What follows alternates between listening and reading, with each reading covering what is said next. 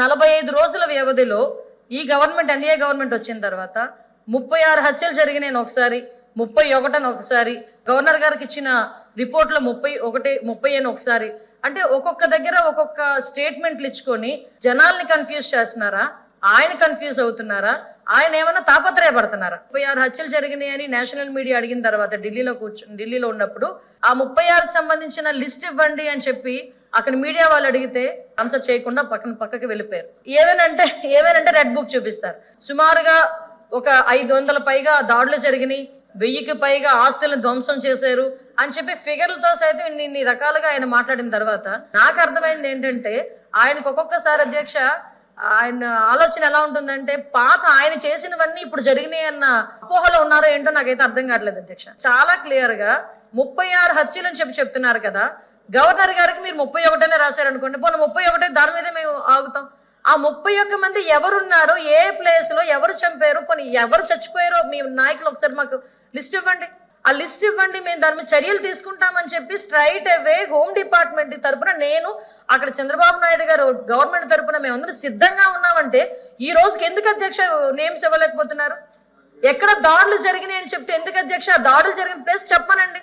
ఇక్కడ మేమందరం ఎమ్మెల్యేలు, ఎమ్మెల్సీలు, మంత్రులు, ఇక్కడ అందరూ కూడా మంత్రులు ఉన్నారు అధ్యక్ష, ఎమ్మెల్సీలు ఉన్నారు అధ్యక్ష. ఒక్కసారి లాస్ట్ 5 సంవత్సరాల్లో ఒక్క కేసు కూడా లేకుండా ఎమ్మెల్యేని కానీ ఎమ్మెల్సీని కానీ మంత్రిని కానీ చూపించమనండి అధ్యక్ష. ఈ రోజు నేను అడిగితే ఒకసారి ఎంతమంది మీద కేసులు ఉన్నాయంటే మేము చేతులు ఎత్తాం అధ్యక్ష. ఒక్కసారి ఎవరైనా చేతులు ఎత్తే పరిస్థితి ఏదైనా ఉందంటే ఎవరి మీద కేసులు ఉన్నాయా?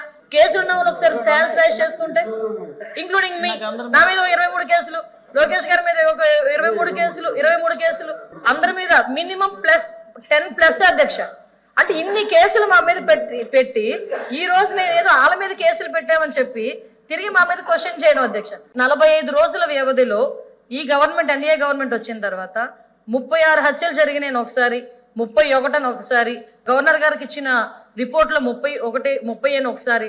అంటే ఒక్కొక్క దగ్గర ఒక్కొక్క స్టేట్మెంట్లు ఇచ్చుకొని జనాల్ని కన్ఫ్యూజ్ చేస్తున్నారా, ఆయన కన్ఫ్యూజ్ అవుతున్నారా, ఆయన ఏమైనా తాపత్రయపడుతున్నారా? 36 హత్యలు జరిగినాయి అని నేషనల్ మీడియా అడిగిన తర్వాత ఢిల్లీలో ఉన్నప్పుడు ఆ 36కి సంబంధించిన లిస్ట్ ఇవ్వండి అని చెప్పి అక్కడ మీడియా వాళ్ళు అడిగితే ఆన్సర్ చేయకుండా పక్కకి వెళ్ళిపోయారు. ఏమేనంటే రెడ్ బుక్ చూపిస్తారు. సుమారుగా ఒక 500 పైగా దాడులు జరిగినాయి, 1000కి పైగా ఆస్తులను ధ్వంసం చేశారు అని చెప్పి ఫిగర్లతో సైతం ఇన్ని రకాలుగా ఆయన మాట్లాడిన తర్వాత నాకు అర్థమైంది ఏంటంటే ఆయనకు ఒక్కొక్కసారి అధ్యక్ష ఆయన ఆలోచన ఎలా ఉంటుందంటే పాత ఆయన చేసినవన్నీ ఇప్పుడు జరిగినాయి అన్న అపోహలో ఉన్నారో ఏంటో నాకైతే అర్థం కావట్లేదు అధ్యక్ష. చాలా క్లియర్ గా 36 హత్యలు అని చెప్తున్నారు కదా, గవర్నర్ గారికి మీరు 31 రాశారనుకోండి, పోనీ 31 దాని మీదే మేము ఆగుతాం. ఆ 31 మంది ఎవరున్నారో, ఏ ప్లేస్ లో ఎవరు చంపారు, పోనీ ఎవరు చచ్చిపోయారో మీ నాయకులు ఒకసారి మాకు లిస్ట్ ఇవ్వండి. ఆ లిస్ట్ ఇవ్వండి, మేము దాని మీద చర్యలు తీసుకుంటామని చెప్పి స్ట్రైట్ అవే హోమ్ డిపార్ట్మెంట్ తరపున నేను అక్కడ చంద్రబాబు నాయుడు గారు గవర్నమెంట్ తరపున మేమందరం సిద్ధంగా ఉన్నామంటే ఈ రోజుకి ఎందుకు అధ్యక్ష నేమ్స్ ఇవ్వలేకపోతున్నారు? ఎక్కడ దాడులు జరిగినాయి అని చెప్తే ఎందుకు అధ్యక్ష దాడులు జరిగిన ప్లేస్ చెప్పనండి. ఇక్కడ మేమందరం ఎమ్మెల్యేలు, ఎమ్మెల్సీలు, మంత్రులు, ఇక్కడ అందరూ కూడా మంత్రులు ఉన్నారు అధ్యక్ష, ఎమ్మెల్సీలు ఉన్నారు అధ్యక్ష.